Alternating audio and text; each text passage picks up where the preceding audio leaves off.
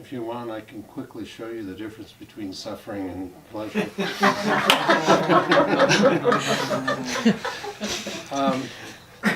But I think I read somewhere, it might have been Kabir or somebody said he was looking for joy, and then he found serving, and through that serving he found joy.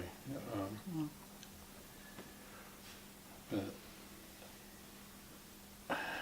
yeah, but like Dogen says, having found Buddhism, we find the interconnection, and through that interconnection with everybody, then how do we really get in touch with that true self that's connected and serves? So yeah, anyway, it's a good koan to struggle with. I just wanted to end with one little story, which came to mind. I have an acquaintance who trained for many years in a monastery, and it was a very strict monastery, and they served thin soups, or thin gruel, for most of the meals in the oryoki. And he's a big guy who liked to eat. And he was at lunch, and they serve this thin soup, and it has maybe one little cube of tofu in it, and maybe a few pieces of seaweed or something like that.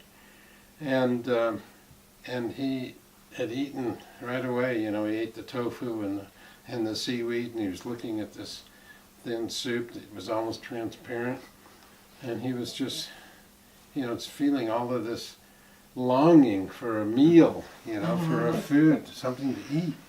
And as he was looking at his bowl, a little piece of seaweed floated to the surface, of his gruel, and he had a big Kensho experience right at that moment, from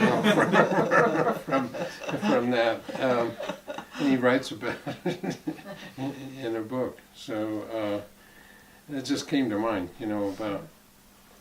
about food. I mean, food is such a primal thing, but right there, because of these teachings of the Tenzo, he was able to have an awakening experience.